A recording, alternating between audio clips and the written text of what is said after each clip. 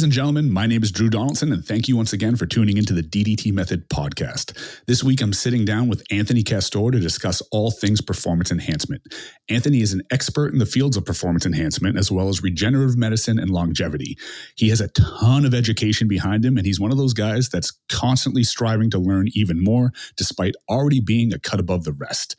This week, you're going to learn some actionables that you can take and immediately incorporate into your training, nutrition, and PED regimes. Pay attention to this one because I promise you, you're going to walk away having learned something.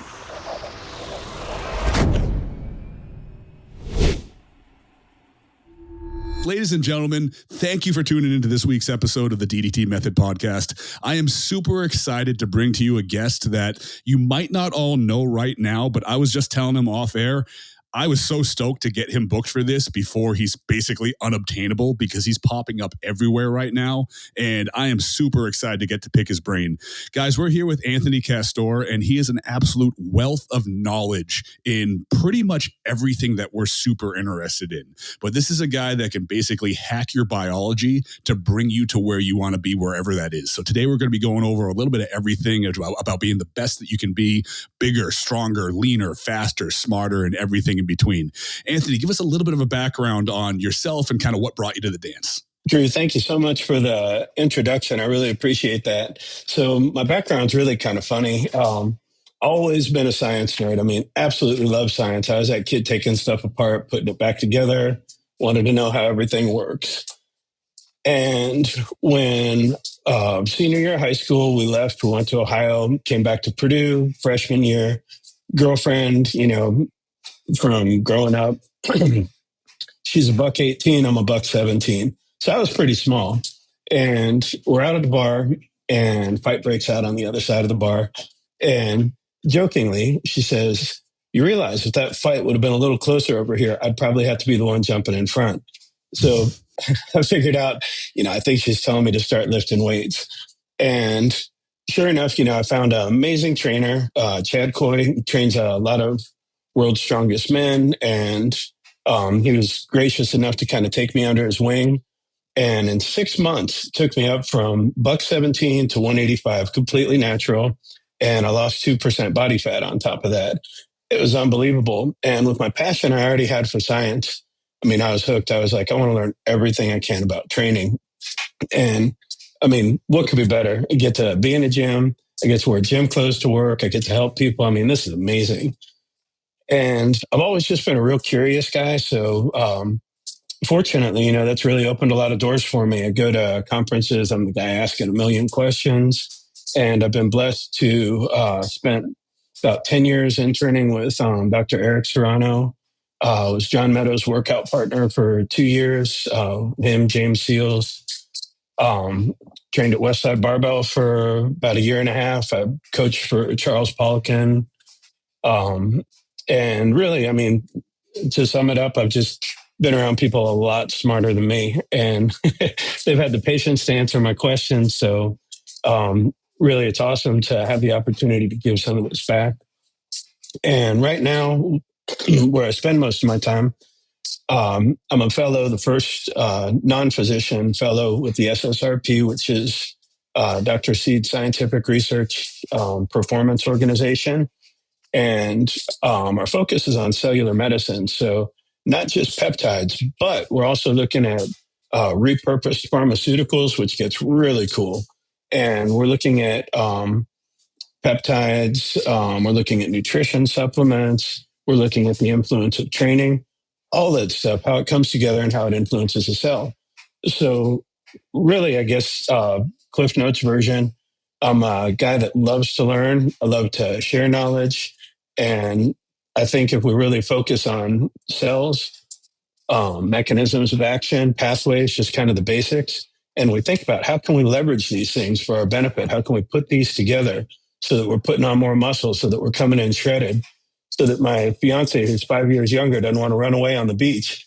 How do we do these things? I'm that guy that's trying to put it together. So thanks again for having me for a guest on your podcast. Awesome. And we are so excited to have you. I think there's something to be said about the person that comes up with the understanding that you should always try to be the dumbest one in the room. And I think we're in this time right now where too many people, they'll have a little bit of success online or something like that. And then all of a sudden it just becomes like, trust me, I'm the expert. And it's just like mundane and the same stuff over and over again. And half the time it's wrong.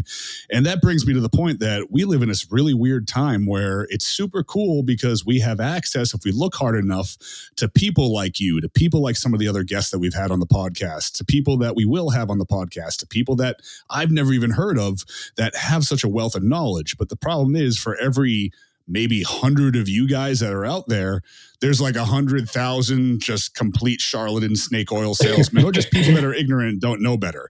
So it gets really hard to cut through this information. And I always like to open up with some sort of joke about like, wait a minute, I can do more than take trend. Because at this point, people are probably cringing because that's like my go-to joke on it. And every time people hear me say it, it's like, oh my God.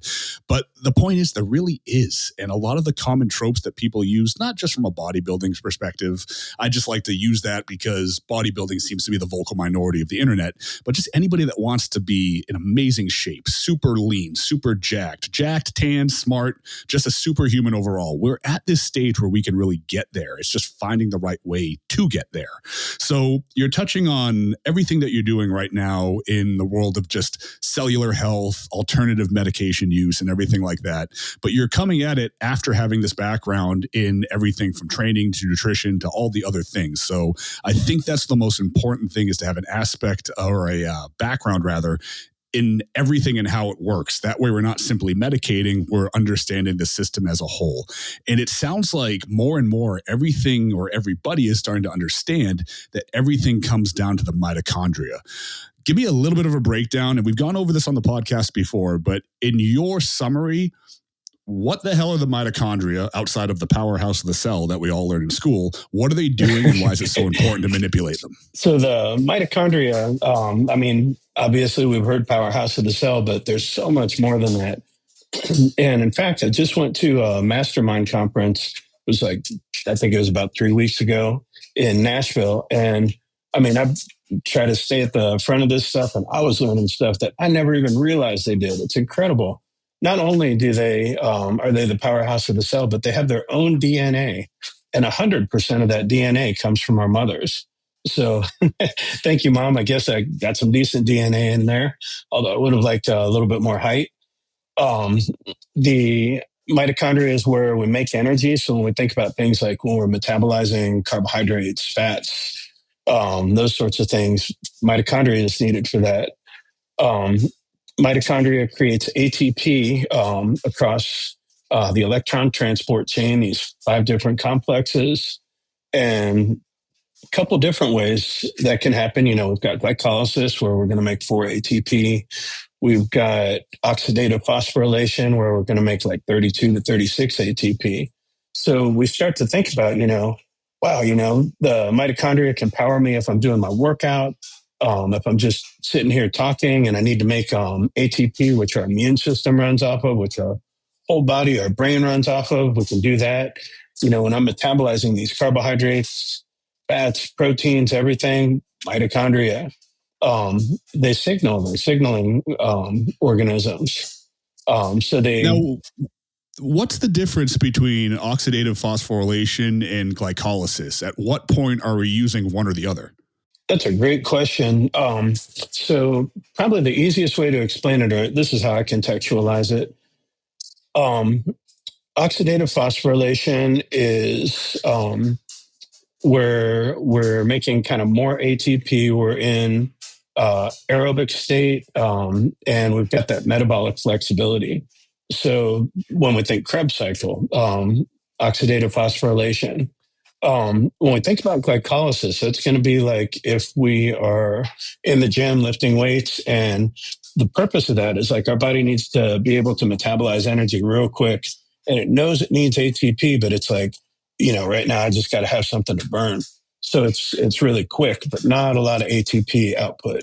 And when we think about, they're both important. They're both really great things to have, but just to scare people a little bit. When we think about a disease state like cancer, one of the things that happens, a Warburg effect.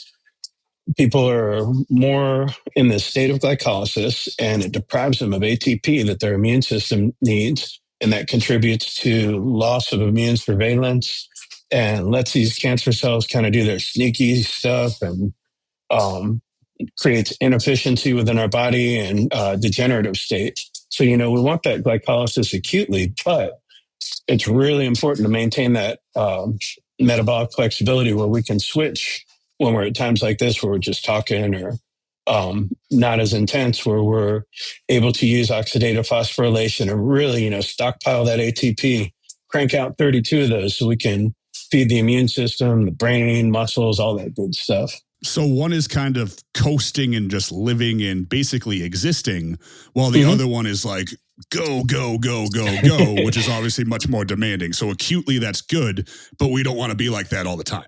Exactly. Yeah, that's a perfect example is, if we think about it, if we're in the gym, we don't want to have slow energy production if we've got to lift a heavy weight for a single.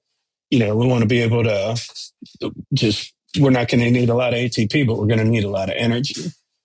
Conversely, if if we're taking a long walk somewhere, we need to be able to sustain energy production. We're going to need a lot of energy because we're covering a lot of distance. So they both kind of have their place. You're exactly right. So glycolysis, I'm assuming, is the burning of glycogen. So it's carbohydrate as the main fuel source. Otherwise, is it primarily like body fat or stored energy? Where else is the energy coming from in the oxidative situation? So in the oxidative situation, we have what would be called like beta oxidation, and that's going to be the breakdown of fat for energy. And we can run on ketones. That's a whole nother discussion. You throw me on a deserted island with 3 supplements, one of them is going to be a ketone ester, if that tells you something.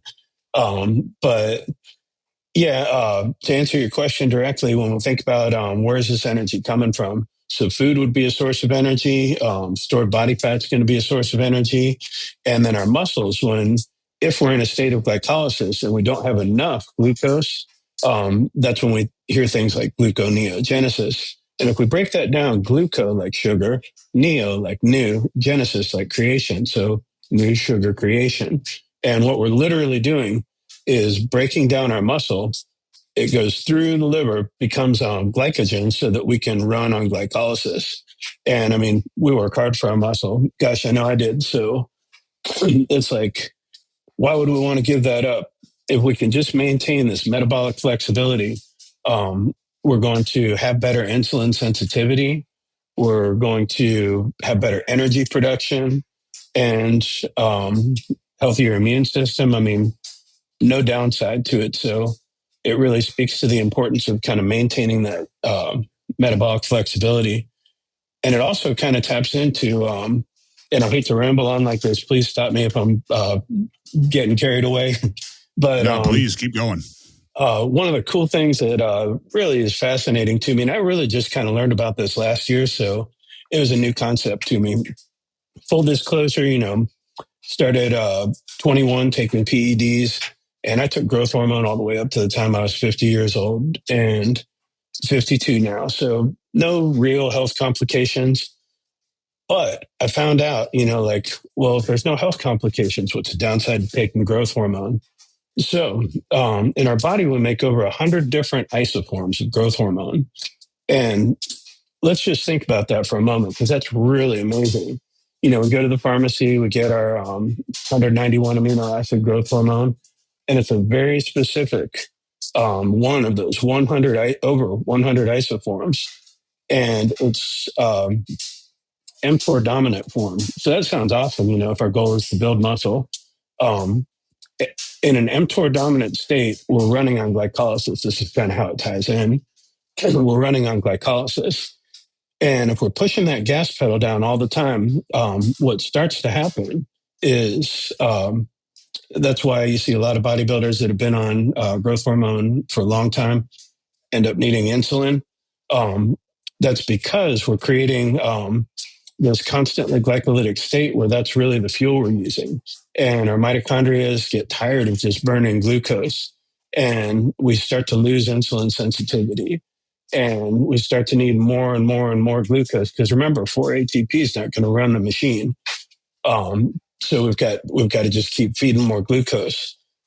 And so with growth hormone, specifically, like, our HGH 191 from the pharmacy, mTOR dominant state. Now, when we think about balancing mTOR and AMPK, and this is where like the GHRH, GHRPs come in. And naturally, we're going to pulse out growth hormone like 8 times a day. And when we take the GHRH, GHRP, what we're doing is we're increasing the production of growth hormone in our pituitary, and then we're increasing or we're retraining that pulse to pulse it out that 8 times a day. And here's where the magic happens. It pulses out, that's going to be mTOR, and then it drops down, that's going to be AMPK. So we ask ourselves, why do we need AMPK if our goal is just to build muscle? Well, AMPK is going to be where it's like pulling your sports car over for a tune-up, putting some new tires on there, making sure the engine's humming. And in the cell, what that looks like is improving insulin sensitivity and metabolic flexibility, and cleaning out all those senescent cells, those cells that essentially are zombie cells that are on their 8th, 9th cycle, and they're just sucking up NAD, and they want to replicate, but we don't want to make bad cells. So we want to think about the importance of balancing that AMPK and mTOR. And in our body, what happens with growth hormone, and this is what's so cool. I mean, it just blows my mind. Let's say me and you went and we thrashed our biceps today. And obviously you're going to lift a lot more than me, but I still got a good workout. My biceps are shot. We go to the gym, come back home, and what's happening in our body is a signal is going from the actual tissue to our brain, from our bicep to our brain, and it's saying, hey, open up that recipe book of growth hormone, over 100 different recipes or isoforms. And what we need right now is a recipe for a repaired bicep, and we need a recipe for bigger bicep, and we need a recipe for, improved insulin sensitivity and more efficient usage of energy substrates. So it sends the recipes up to the chef, your pituitary, and it's going to pulse those out 8 times. So it's a really specific signal. And we got that mTOR, AMPK, mTOR, AMPK. Now, if we were to just use regular growth hormone, what's going to happen is it's like writing down those specific directions, giving it to food runner, brings it up to the chef, and he says, you know what? I can't read this writing. Just give me something that's going to cause protein synthesis and rebuild stuff. I don't know. So the chef is like, all right, you sure you want this? Like, I'm going to hit you with it. Yeah, I can't read this. Just give it to me. And what ends up happening is we get this just wrecking ball of an mTOR dominant form of growth hormone. And that, I'm not down on growth hormone. I mean, if we have an injury, it's perfect. That's what we want to repair. But, when we're thinking longevity, when we're thinking fat loss, when we're thinking cardiovascular benefits, if we use these GHRH, GHRPs, and then only use growth hormone around times where there's injury repair to consider, not only are we going to look better on stage, but we're going to extend our health span, and we're going to get more out of these compounds. And then, of course, there's the argument that some of the growth hormone out there might not even be real, and you're probably not going to run into that with peptides. So kind of a tangent, but I thought some of the listeners might find it interesting. No, that's fascinating. So growth hormone is still by many looked at as kind of the be all end all. And I've been using growth hormone off and on for probably about 15 years. As of right now, I'm using exogenous growth hormone, and I've done a small experiment over the past couple months where I'll take 3 units post-workout to facilitate muscle repair, 3 units before bed. I bumped up to 6 units before bed. I did a few days just because I was feeling a little run down, maybe 2 weeks of doing 10 units before bed. which was massive. And the sleep was amazing, but I just started holding a little bit too much water from that personally. And it's definitely been something that over time and over long-term usage, I never like to stay on anything outside of my hormone replacement therapy, testosterone indefinitely. So I've always been of the believer that I'll take growth hormone for, 4, 5, 6, 7 months, then come off it for about the same time, go back on, just running these courses of it. And that is interesting because I always have noticed that it's always like month 2, month 3, I'm noticing the most bang for my buck in terms of body composition and getting leaner from it, because it definitely will drive body composition. And then those are almost diminishing returns the longer I stay on it, even if I'm bumping the dose up. Is that because my body's just getting too tired of just running primarily on glycolysis, despite the fact that the growth hormone might be encouraging some more fat breakdown, but it's just the energy system being tired out? Is that what you're saying? That's exactly right. What happens is, essentially, growth hormone is going to drive beta oxidation, which is a good thing. And when we say beta oxidation, that's the breakdown of fat for energy. But what's happening is, because of this mTOR dominant state that we're in, when we take that growth hormone, our cell doesn't have the intelligence to switch over and use that fat. So then what happens is we start to accumulate triglycerides intramuscularly, and it makes inefficient muscle. And sometimes liver enzymes will go up. We accumulate, triglycerides and fat in our liver. So there can be some downside to it. Kind of just to build off of what you said, really cool strategy you can use, because you're talking about using it after a workout to drive that muscle building. When we think about what growth hormone is going to do after a workout and why it's going to drive that muscle building, really, like the anabolic part of growth hormone is more going to be like the IGF, and specifically like after a workout when there's muscle damage, we're talking about IGF-1 EC, which is PEG MGF. And what PEG MGF does is it's like this general with a bullhorn, and it's yelling over to the satellite cells, man, we just got some serious damage over here. Like, I need you guys to come over. We're fixing some muscle tonight.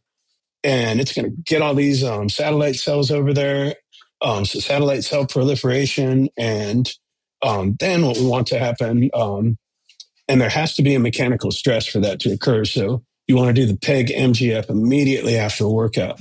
Then the next day, we've got these satellite cells here. Now we want them to turn into muscle cells. Now we want these to be intelligent, fully functional muscle cells. So that's when we take our long R IGF-1. And we do that 2 times a week because it's got, I think it's a 72-hour half-life. I believe it's 48, but I calculate out to 72. But anyways, so typical week, what it might look like, let's say you're doing a 4-day split, Monday, Tuesday, Wednesday off, Thursday, Friday, Saturday, Sunday off. So Monday, let's say we're trying to bring up our chest. So train chest, we just thrash it right after the workout, PEG MGF in each pec. Then next day, after the workout, about 3 hours after your workout on Tuesday, same area, chest, IGF-1 LR3. And then Wednesday be a day off. Thursday, PEG MGF, different muscle group. And Friday, whatever muscle group you hit on with the PEG MGF on Thursday, we do the long R3 IGF. Now, to get the benefits of growth hormone, because you mentioned about sleep and energy and all these things that we want. So that's where it's really cool. Like when you know what these different GHRH, GHRPs do, we can really use a targeted approach. So if I got a vacation coming up and I don't want my big old belly hanging over my waistline because I want my fiance to be like, he's a keeper, Tessa Moreland. In fact, it was developed specifically for lipodystrophy in AIDS patients. So when we think about growth hormone, this is that very specific isomer of growth hormone that's all about fat loss. And if somebody's got a distorted lipid panel, perfect. It's going to balance out some of those lipids on there, see a better health panel. It is going to help with metabolic flexibility too, because it's making our body use that fat for energy. It drops visceral fat. So, we got that long-term health benefit. And any of the growth hormone, GHRH, GHRPs are going to improve sleep. Now, when we think about like cardiac function, because, I love training as much as the next guy, but we know it's kind of tough on the heart. And one of the things that can happen is some problems with that left ventricle. So, how do we mitigate that? How do we protect our heart if we're choosing to do trend? Because it's just kind of part of the atmosphere. It's part of what we got to do. You can use hexarelin. Hexarelin's a GHRP, and it's going to directly work on, it's called the CD36 receptor. And that's going to help with left ventricle management of preventing plaque accumulation, all that cool stuff. Or I like to use it post-COVID, improves cardiac output. So, when you have people with post-COVID fatigue, put them on ketone esters, hexarelin, and then we can talk about BAM and SLU, some stuff to optimize mitochondrial function. These people are going to be feeling much better in no time. And the reason that happens is because we've restored the intelligence of the cell. We've recreated metabolic flexibility. We've given it efficient energy. We've supported the cells in the heart and ability to break down fat for energy. We're supporting mitochondrial function. So it's that whole thing. Like when we think about how that cell works and we really just kind of give it what it needs, it's going to do amazing stuff for us. I'm so glad that the conversation has gone this direction, because these are so many actionables that people can actually incorporate into their own courses, their own training programs. And ironically, it's a lot of stuff that I've been looking into a lot recently myself. I've been researching hexarelin now for about a month and a half, due to the time that I've been taking growth hormone now. This course, like I said, I've been using anywhere between 4 and 10 units daily since September. And then I've also been experimenting with retatrutide with a lot of success. I'm a big fan of retatrutide, from Absolutely. a microdose up to about 6 milligrams per week. But I did notice that, and I'm very attentive to my training, I do need to step up my kind of zone 2 and zone 3 cardio a little bit just to adapt and get maybe a more metabolic stimulus, which now I think could be even more beneficial just to kind of aid in what the growth hormone is doing, keeping me in glycolysis. But I did notice that my heart rate variability, which I measure meticulously, has been dropping. It's never that great. I know the numbers are very N of 1, but it has dropped down a bit. My sleep metrics are otherwise perfect, but I've been researching a lot about not just growth hormone use over time, but the GLPs as well, down regulating the ghrelin receptors due to the lack of need for production there, and then shifting or damaging the parasympathetic tone, which can throw off HRV slightly. And in all of my research, utilizing every form of AI that I could get my hands on, pulling as many research studies as I could, and talking to a lot of people, the thing that kept coming up for resetting that parasympathetic tone due to the nature of what I think threw it off is hexarelin and its amazing effects on the heart. So that's amazing. Not to go too far off topic too, even what you were saying about utilizing the IGFs and the PEG MGFs. I did something similar, only I did about 3 weeks of PEG MGF post-workout immediately, and then I did about 3 weeks going into IGF DES post-workout, which seemed to have a positive effect. But the way that you're saying it's kind of overlapping them like that should be even more beneficial and much more noticeable. So I'll definitely look back into that. To kind of encompass all of this on growth hormone, what would you say that your best bet, or what would a great example of alternative therapies with some of these growth hormone releasing peptides would be as an example? Because from what you're saying now, the idea of maybe taking a milligram or 2 milligrams of tesamorelin in the morning to drive fat loss, and then taking a hexarelin in the evening to drive recovery and heart health. I mean, to me, that's sounding like a can't miss type of stack. Is that something that would be beneficial? Yeah. So, kind of N01 going off of, this is kind of a 1,000-foot view of what I do basically. So tesamorelin to me is a keeper.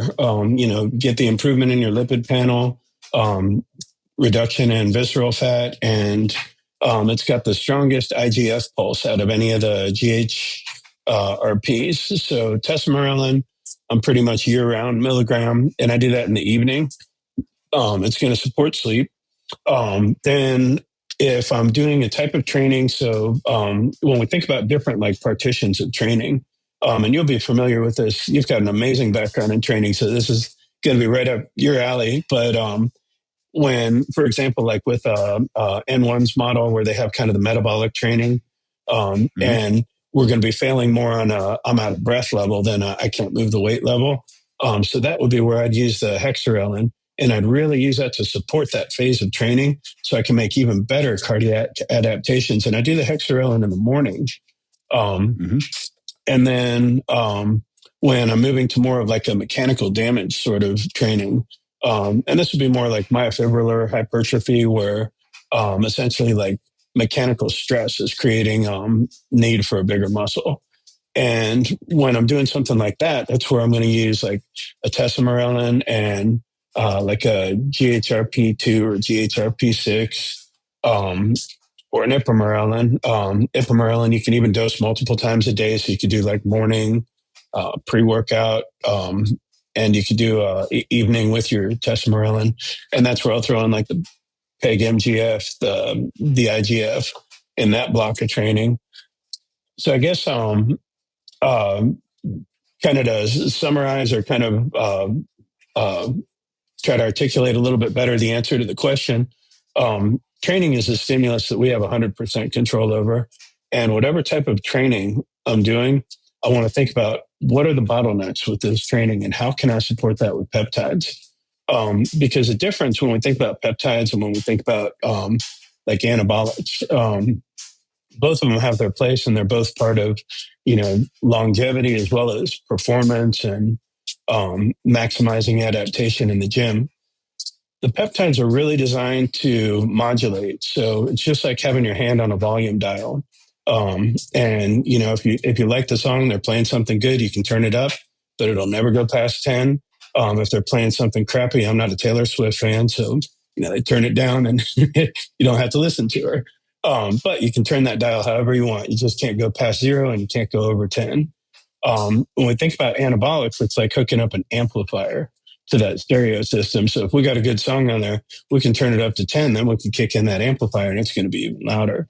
So with peptides, when we're thinking about how do we strategically use these peptides to support our training, what I always try to do with the training is I think about what kind of training am I doing right now? What's the goal with the outcome of the training? Am I doing something where I'm trying to maximize my expression of strength? Am I trying to increase rate of force production, so more of a neural hypertrophy? Am I trying to do something more on the metabolic end of the spectrum, like a sarcoplasmic hypertrophy, where I'm depleting energy substrates and creating a need to be able to store more glycogen in there? Then when I identify the training stimulus, I think to myself, all right, what's the limiting factor here? So for example, if we're talking about sarcoplasmic hypertrophy, the more glucose we can store, the better the insulin sensitivity.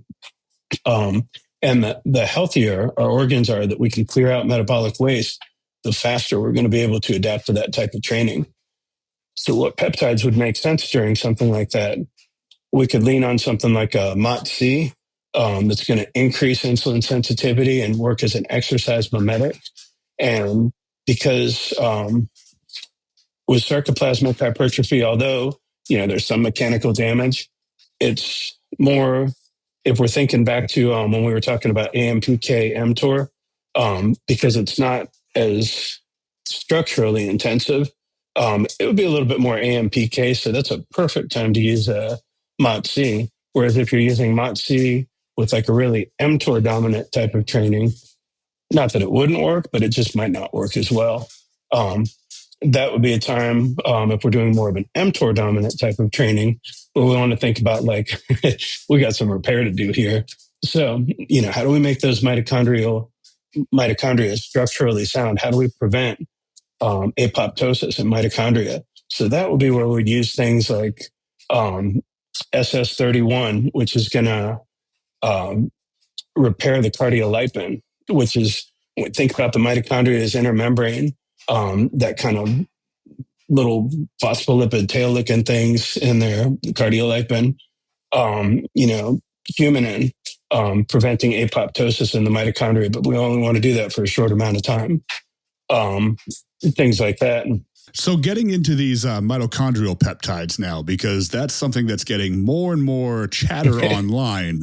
But like anything else, it's becoming rapidly available and people are jumping into these without necessarily breaking down these differences that you're explaining. So let's back up a little bit because you mentioned MOTC and SS31, and these are two kind of less specific but still gold standard mitochondria peptides. They're getting a lot of attention from a lot of really intelligent people. And what the message that's going out is that these are the two that are going to best optimize mitochondria. But like you said, there are very specific differences there.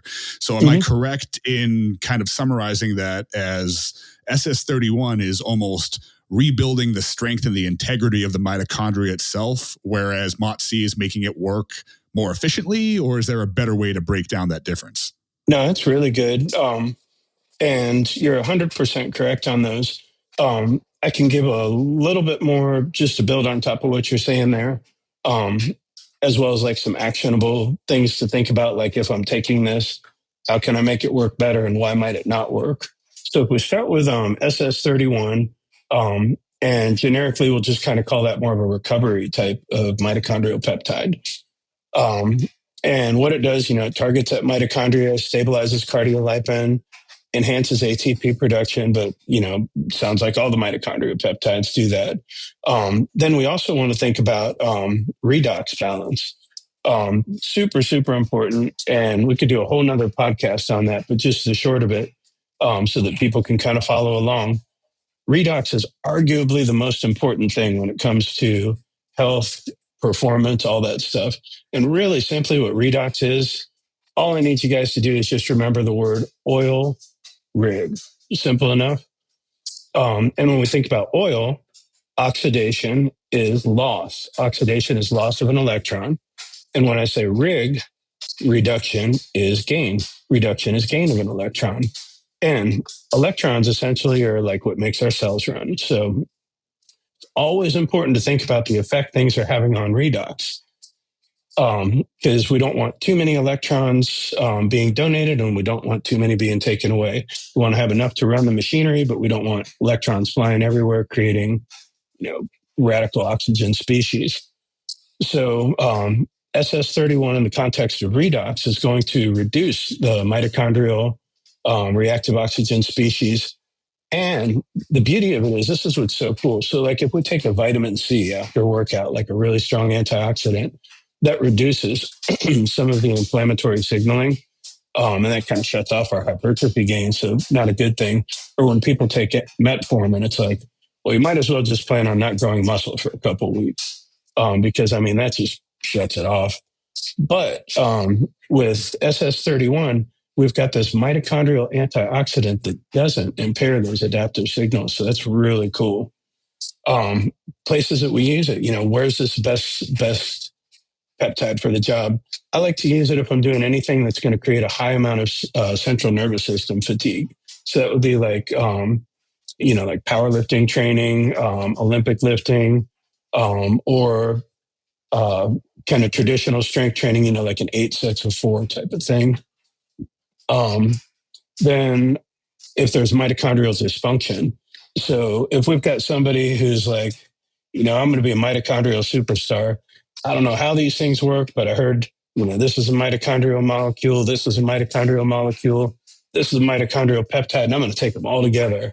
And, their heart's in the right place, but we'll unpack that in a little bit, like why that's not a good thing to do.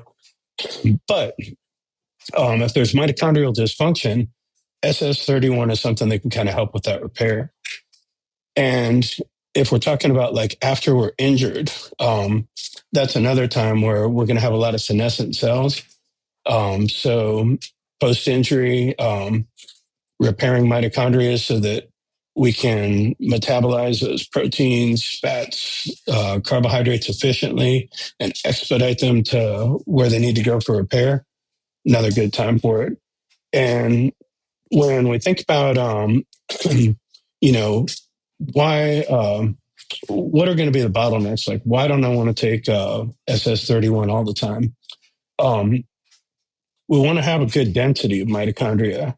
And we want to be able to make sure that we're repairing that with what we do have, we're able to repair that cardiolipin.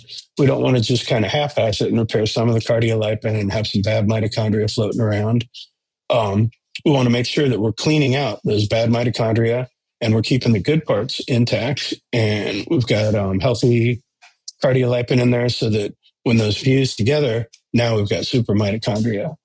And some things you can do to support it. If you're taking SS31, just simple walking is great.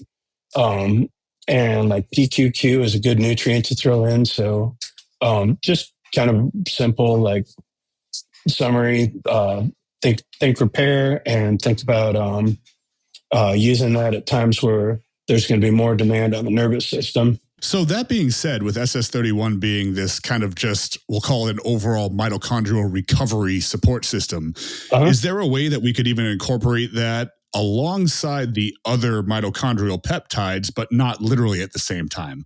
Would it make sense, and we'll get into the others like your MOTCs, your SLUs, your BAM15s, if you're running a course with any of those, would it make sense to maybe take a couple days off during the week, run your SS31, run your PQQ for the mitochondrial density, maybe your urolithin A, and just have kind of like a parasympathetic day of light movement and just let your body recover? Maybe use some injectable glutathione that day as well, stuff like that. Is that part of like a repair recovery protocol potentially? Yeah, so the way I think about it is, and as we unpack a few more of these, it'll kind of come together, but you're absolutely on the right track. So think about, we've got some mitochondria peptides or molecules that are going to be what we would call like a exercise mimetic. And that would be like a MOTC or like the SLUPP332, or another one we can talk about later, ATX304. Those are all going to be things that are going to be AMPK activators. They're going to improve insulin sensitivity, mitochondrial efficiency. And these are things that, because of that exercise mimetic quality, fit really nice in like a metabolic type of program and just like a muscle. So if we relate this to our own training, when we think about like, what do we do? We work the muscles really hard and then we got to recover from it. And then there's an adaptation and then rinse and repeat. And mitochondrial peptides are going to be the same thing. So depending where somebody's starting at, like if they're healthy, they've got good mitochondria, might make sense to start with like a MOTC for, 4 to 6 weeks and really, challenge those mitochondria, create mitochondrial biogenesis through essentially increased output and that AMPK activation. And then, after like mitochondria's tough workout, we'll call it 6 weeks. Then, we want to recover and we want to adapt. So that would be perfect opportunity to kind of slow things down. SS31 and then after those mitochondria have been kind of repaired, and we kind of want to have like this just kind of little break in between before we really go thrash our mitochondria again, so that adaptation really kind of sets in. We tag on a little bit of humanin at the end. Humanin can cross the blood-brain barrier and prevents apoptosis of mitochondria, or autophagy of the mitochondria. So it's going to preserve those good mitochondria that we built. So now if we think back, we just kind of look at what have we done. So phase 1, we worked the mitochondria. We gave them a reason to make more mitochondria. They adapted by making more mitochondria, but they're a little bit beat up. We gave them a tough workout. Phase 2, everybody's repaired. Everybody's healthy. We're getting ready for the Super Bowl. Phase 3, now, we've got this awesome army of mitochondria. Everybody's healthy, structurally sound. And we just want to give them like a little 2-week break before we go out there and win the Super Bowl. So that's kind of how it looks on paper. So when it's time to actually win the Super Bowl, are we stepping up things even more? And is that when we're deploying like the SLUs, the BAM15s? Where do those come in? So the BAM and the SLU, I've actually used BAM since 2018, bit of a guinea pig. And I've done a ton of research on it. And BAM and SLU, I think these are two amazing compounds. And maybe to kind of best explain them, and then it'll make perfect sense, like why we do it a certain way and, the timing and everything. I could maybe explain like what they are, how they work, all that stuff. And then when we get to like, well, where do we put these in? How do we put them in? Why do we put them in? It's going to be like, oh, well, of course. So when we think about SLU-PP332, it's what's called an estrogen-related receptor alpha agonist. And that is a whole mouthful of stuff. Between SLU-PP332 and ERRA, alphabet soup. But don't be intimidated by all the letters. Kind of an interesting side note. It's estrogen related receptor, but it has absolutely zero to do with estrogen. There are no estrogen effects. What it does is it activates, it's called PGC1 alpha.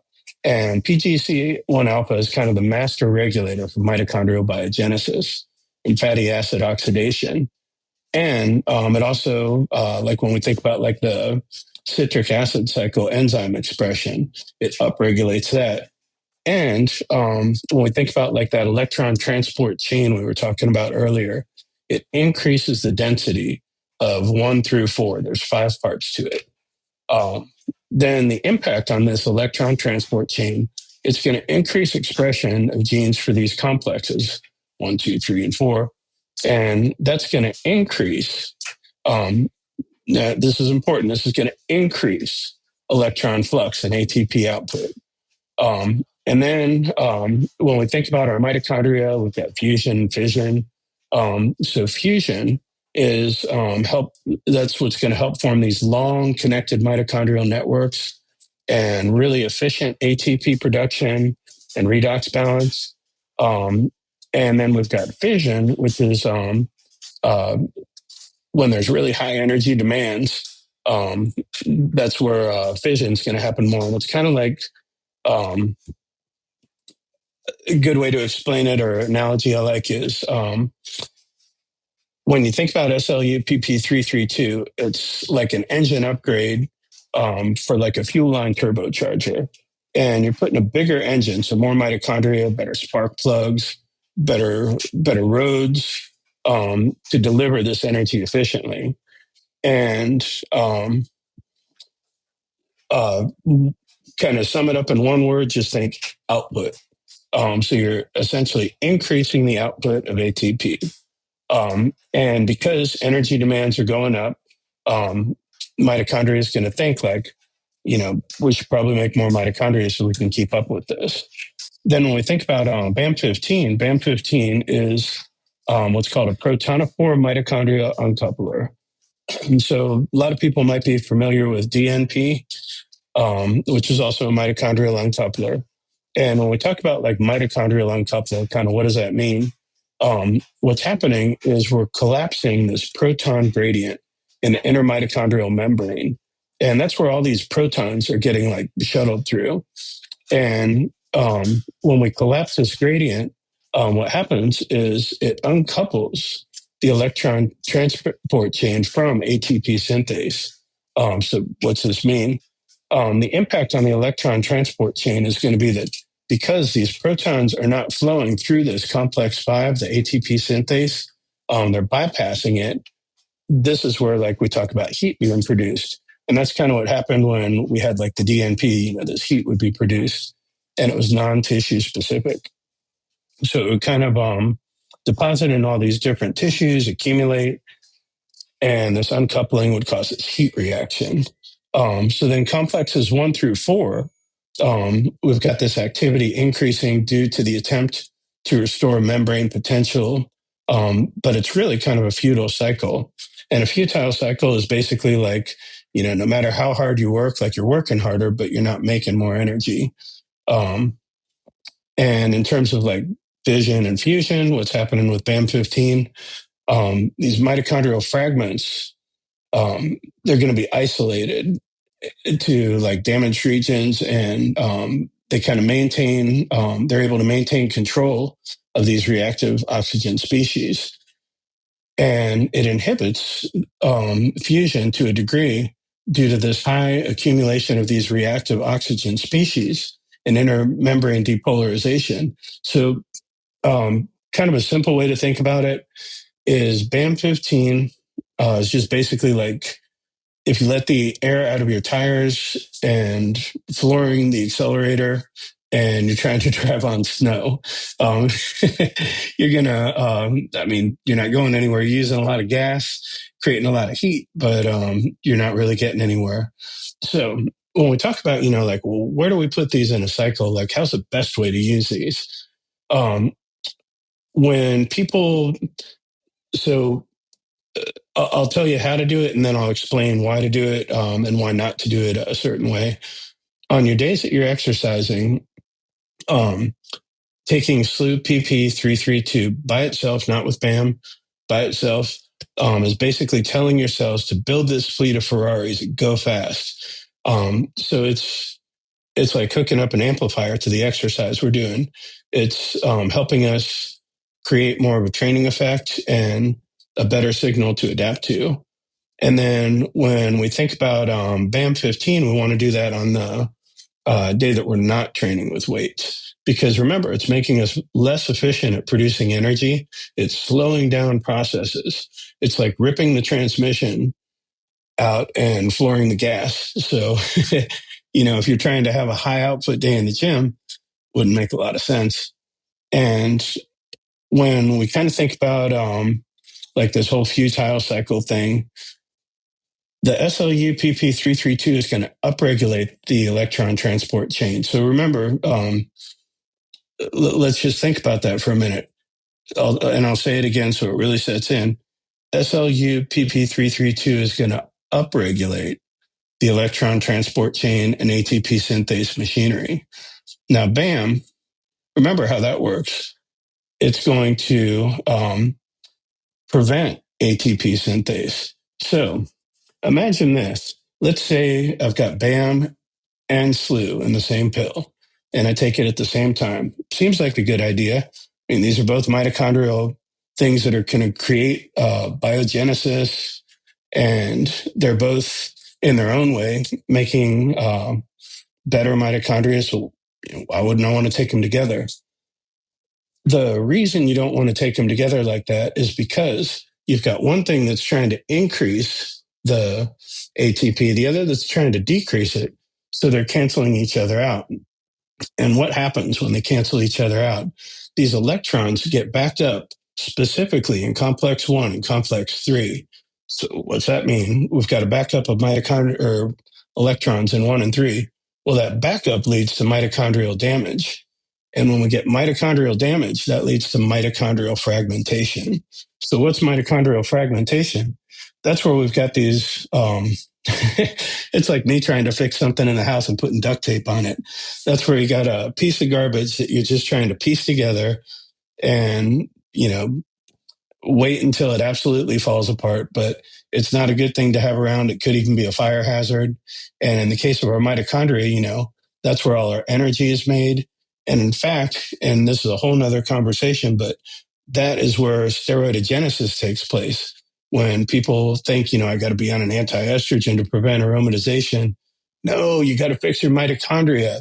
The whole way we make testosterone and everything, star transport or star protein transports cholesterol into the mitochondria. It's made into pregnenolone and onto testosterone. And when our mitochondria is not working, we are more likely to aromatize, but that's a whole nother thing. But yeah, long story short, I hope after my really long-winded tangent there, you can kind of see how, these are both awesome compounds, but you don't want to take them at the same time.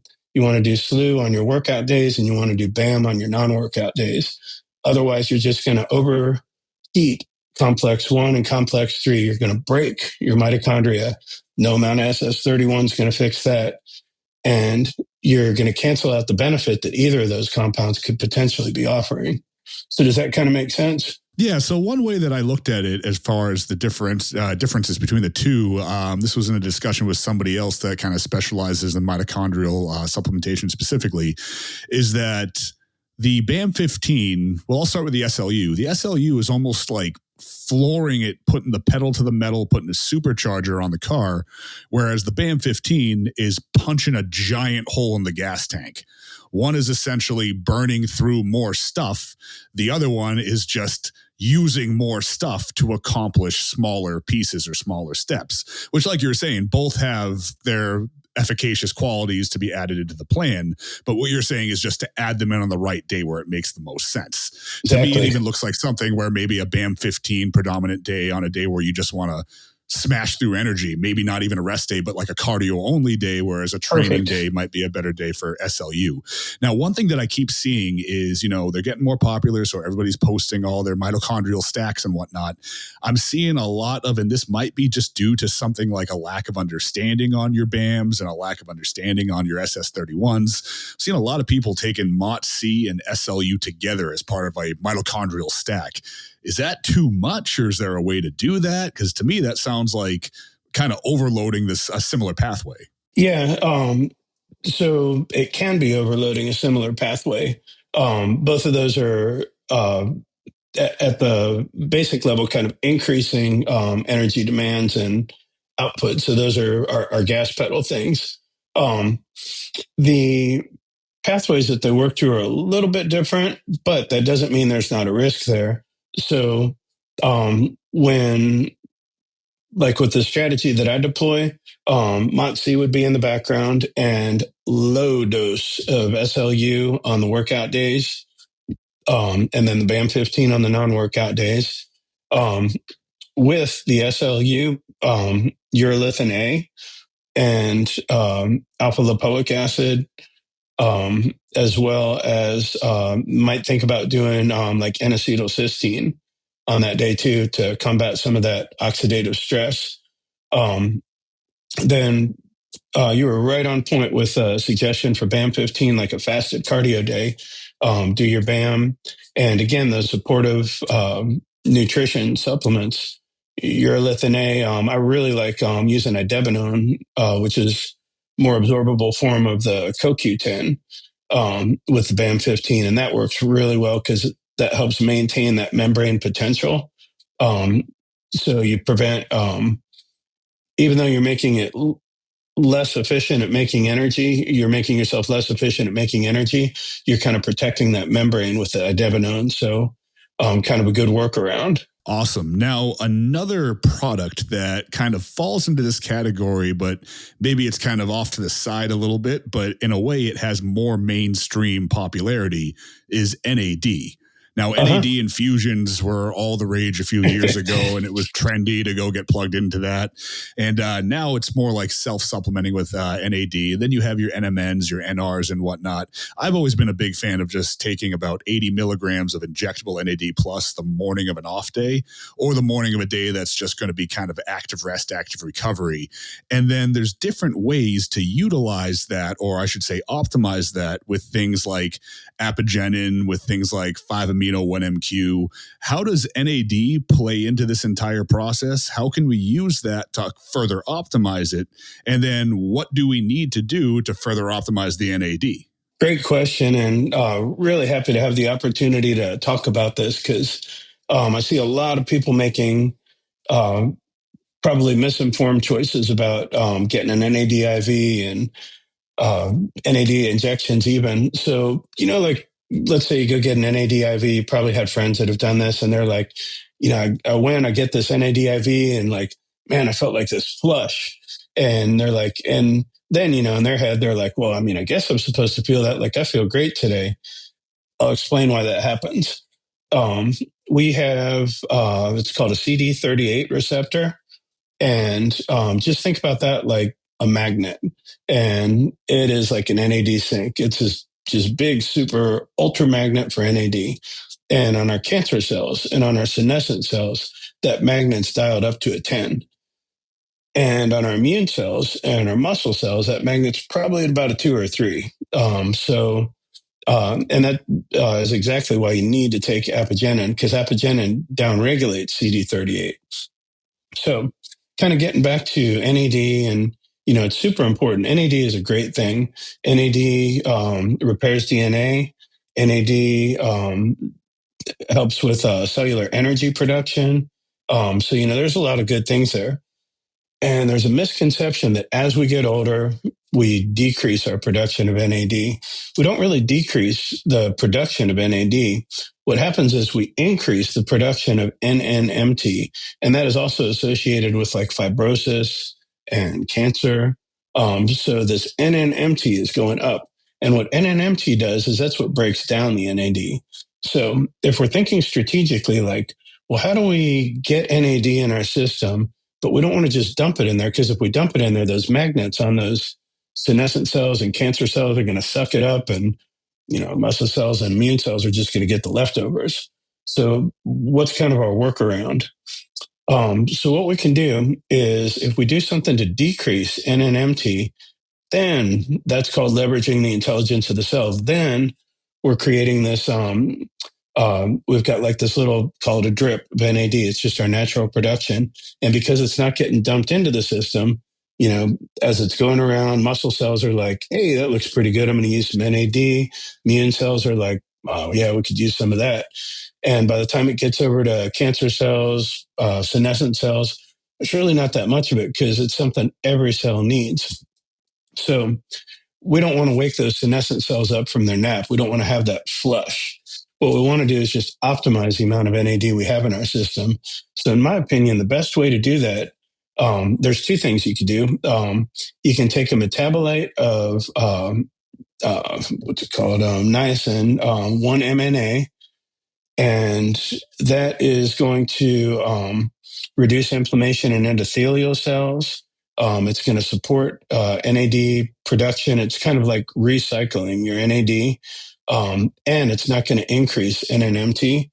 So that's kind of a stealthy way to do it. And what I do is I do the 1-MNA on a day that I'm not working out, because my goal essentially is to reduce that inflammation after the training day as much as possible, so I can recover, adapt, and get back in the gym.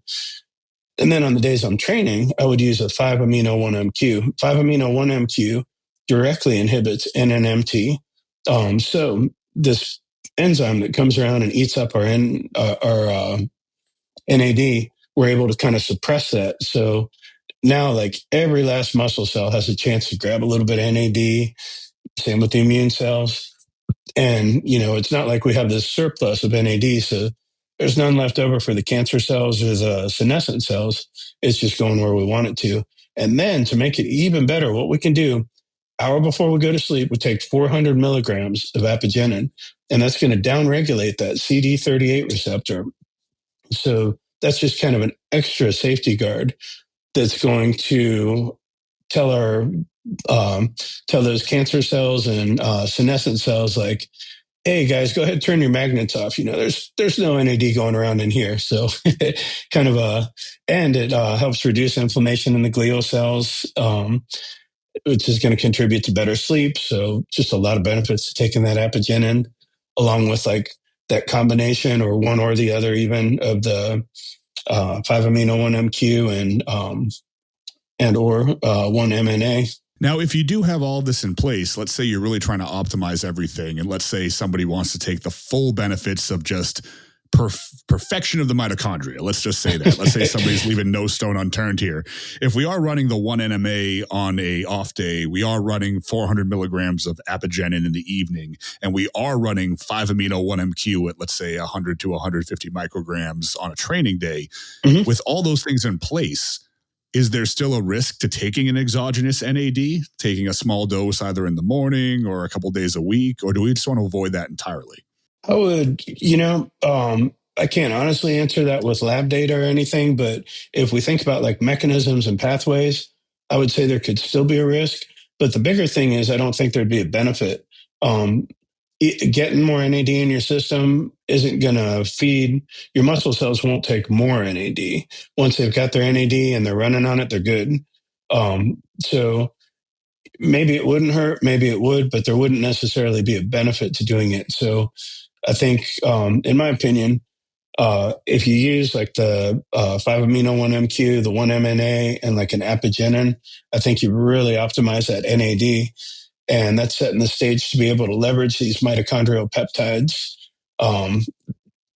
like the MOTS-C, the SLU, the BAM, and then have your repair phase with that, replacing the MOTS-C with the SS31, and then like that 2 week interval where you've got the humanin in there. And then I think that's where we really see some amazing things happening in the mitochondria. But bigger than that, we see improvements in insulin sensitivity, energy production. We feel better. And when we think about like insulin sensitivity and the role that plays, that's when we improve insulin sensitivity. Not only do we have the obvious benefits that we like, swollen muscles and being able to train harder, but when we decrease insulin sensitivity, essentially that insulin or that glucose we can't use is what eventually becomes fatty liver, or can add to a buildup in a heart or stuff like that, or I'm sorry, brain. When they talk about Alzheimer's being almost like a type 3 diabetes. So preventatively, we're really setting ourselves up for success, and even cooler than that. And if this doesn't sell it, I don't know what will. But when we optimize this mitochondrial function, and we haven't pushed it too hard, we've really put together a strategic plan that's working it, making more mitochondria, making them healthy. Remember, that's where the steroidogenesis happens. So when that's optimized, when we've got that ability of that star protein to bring that cholesterol molecule into the mitochondria, make that pregnenolone on down to testosterone, we've got a well-functioning mitochondria. People are going to find they don't need these anti-estrogens. And they're going to find that like a little bit of test is going to work so much better, because the other thing that's going to happen is that's going to increase production of androgen receptors and density and responsiveness of androgen receptors. That's directly tied to mitochondrial health. And we're talking win all around. So, I work with a lot of high level competitors and strength athletes, bodybuilders. And, I can never tell them like, hey, you guys don't need to take PEDs. And I mean, I'm not opposed to them at all. But I think when we really think about, what are we putting in here? Why are we putting it in here? How much do we need to get the result that we want? How can we optimize this so that we don't have to take more? Or if we take more, like we've really optimized our health, so we've got a solid foundation. These are the things we need to be thinking about. And that's how you have longevity in this sport. That's how you're the best looking person on stage, the strongest person at the meet, and the healthiest person for your whole life. We don't know how many years we're going to have, but if we're vital and we feel capable during all of them, sharp brain, good energy levels, good mood, give me 50, give me 200, I'm happy. And it's just amazing how just understanding these mechanisms of action and then subsequently understanding the synergy can bring all these things together, and then you're maximizing everything and getting so much more out of it. This all circles all the way back to the beginning of the conversation with utilizing specific GHRPs and whatnot to optimize specific functions and specific things. It all ties together, which is absolutely amazing. And that's why we really need to work hard to understand this and not just try to outdrug a process till we see what we perceive as a result. There's one other thing that I wanted to touch on, and there's so many other things. So, I mean, if you have the time, I would love to, in the future, get you back on here to dive into even more specific facets. Yeah. But with everything that we've touched on today, from mitochondria into some common misconceptions, into where people might be making some mistakes based on how things work, one thing kept ringing in my mind, because it's something else that's getting more and more popular, and thus will unfortunately segue into people just abusing it due to ignorance or just lack of general knowledge. It comes back to methylene blue. Now, I've used it. I love the cognitive boost I get from it. Some people talk about how it just enhances the mitochondria in such a way that their performance goes through the roof. I personally love to use it for optimizing the body's ability to absorb red light. I use it before red light therapy. I use it before sunlight, but recently I've been diving more and more into its downregulation of the nitric oxide pathway. And there was a book, I believe it was Mark Sloan that wrote it, and he went into a lot of detail on how the carbon dioxide tolerance that you gain from it thus negates the need for higher levels of nitric oxide. Maybe that has some efficacy to it, but it just frightens me a little bit to completely turn off something that we've been taught our entire careers is essential. what is going on with NO levels and methylene blue, and what are options to avoid any potential problems? Yeah, so this is a great question. And I'll be completely honest, I can give my opinion and explain why I think that way, but it's a debate that's still out there. So when I think about methylene blue, you're absolutely right. It increases absorption of red light, which is terrific. It skips over first couple steps of electron transport chain, so it makes us more efficient at making ATP. Um, and it does decrease nitric oxide. So there are some situations where we might have too much nitric oxide, um, and that could create toxicity. So methylene blue could be perfect. Or when we think about post COVID, because COVID is actually a bacteriophage, which is a virus that essentially takes on bacterial properties, hijacks our bacteria, but um, methylene blue has antibacterial properties and improves energy production. So, post COVID fatigue, great application. Um, but what I think people just need to be aware of is we don't want to shut off nitric oxide. We absolutely need that for our brain, and we need that for our heart, for our muscles. I mean, definitely need nitric oxide. And I know Mark Sloan's a really intelligent guy. I'm not disagreeing with what he says, but I think that he's kind of downplaying the importance of nitric oxide. I think, to me, methylene blue is something that I'm going to use for very specific situations. I'm going to use it post-COVID fatigue. Might use it in a real low dose, and we're talking like 10.5 milligrams once a week with a recovery session, like complete off day of training, where I am using a red light panel. That can make sense. But where I think we run into trouble is, and there's so many people out there that are like, oh yeah, it's I'm biohacking with methylene blue and improving my energy production. And that's not really how it's meant to be used. It's not something we should take all the time. And you really got to be careful about the dose you're taking too. In terms of like, how do we mitigate its effects on nitric oxide? You can take organic nitrates, so like a Beat It Sport, those little shots.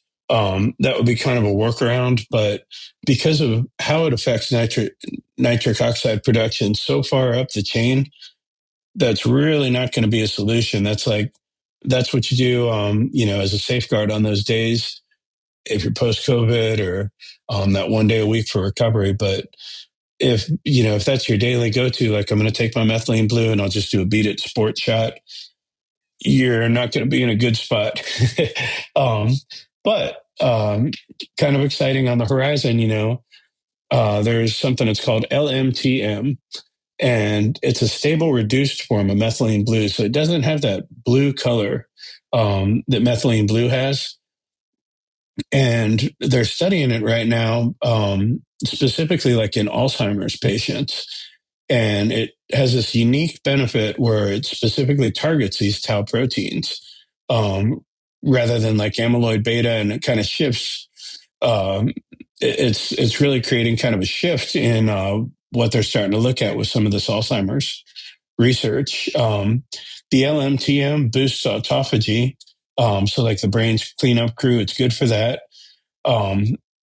It like if we're comparing it to the methylene blue, when we think about trying to think of like the targets, so methylene blue is kind of broad and it's got like antimicrobial benefits. The LMTM is a little bit more specific, and it's really kind of targeted towards those tau proteins. Both of them are orally bioavailable. This LMTM can actually cross the blood-brain barrier, which is kind of cool. As far as like the nitric oxide goes, with the LMTM, it supports redox cycling and activates autophagy and tau clearance. So that's why it's they're really kind of looking at it more like an Alzheimer's medication than like performance support. And with methylene blue, it's going to have kind of a broader effect on those mitochondrial complexes. It bypasses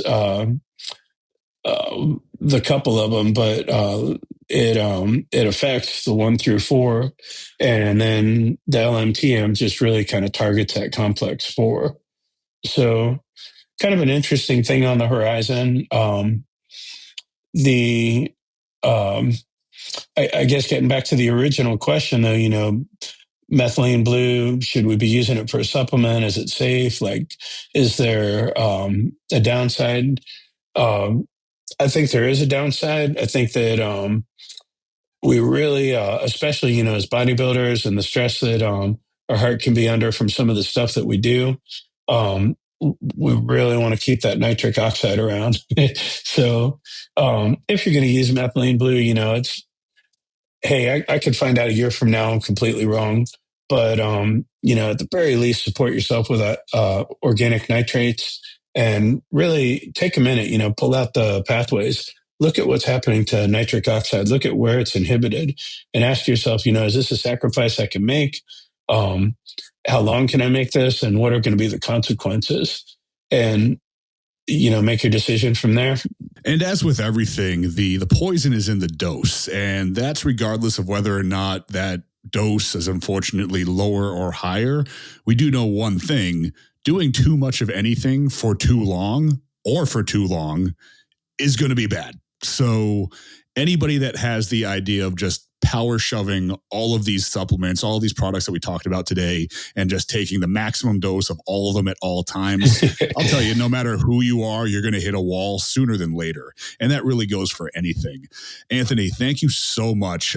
This is so much information, and it's actionable information. There's so many things that we touched on today, that you touched on today, that anybody listening to this can take and implement and see almost immediate improvement and definite long-term improvement. So we'll have to have you back on here to dive into a ton of other topics. In the meantime, where can people find your content, your information? Where can they get a hold of you? Where can they reach out to you for consults, coaching, et cetera, et cetera? Thanks again, Drew. Really loved being on your show, and I'd absolutely love to come back for another conversation. This was great. In terms of where to find me, I'm on Instagram. It's just at Anthony Castore. Not very tech savvy, so no web page. I'm really accessible on Instagram. I write a lot of articles for Chris Duffin's member community.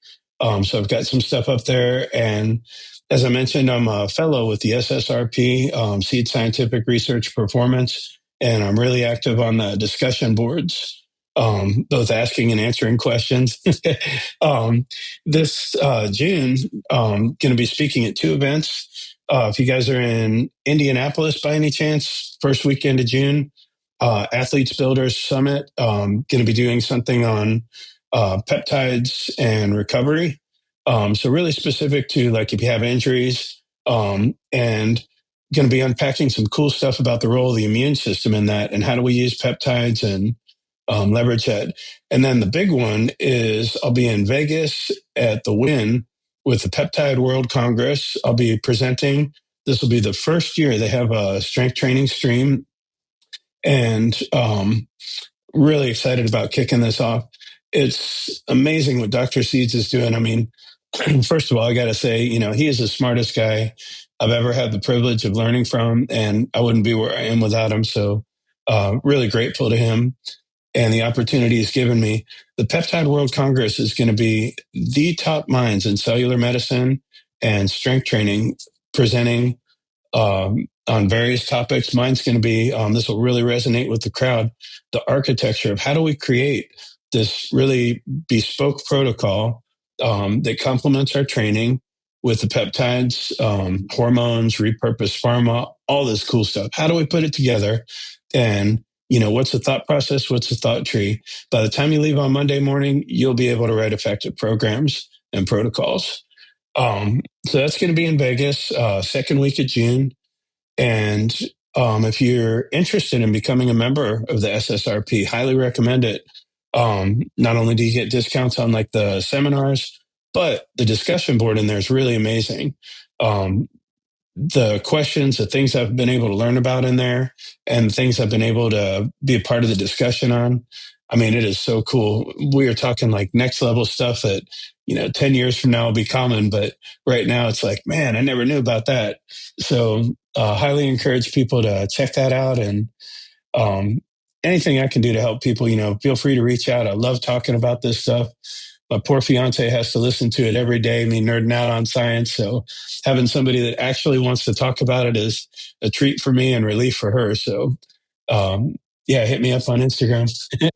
That resonates so much that you just described my life. I think I'll definitely be looking at some tickets to Vegas myself. That sounds amazing. So, ladies and gentlemen, I highly encourage all of you to deep dive into this information as much as Anthony has, as much as I'm doing currently, because the sky is really the limit. We are in a medication renaissance right now, and the sky's the limit for performance enhancement, longevity, health, and just being the best version of you that you can be. Anthony, thank you so much. Ladies and gentlemen, we'll catch you next time on the DDT Method Podcast.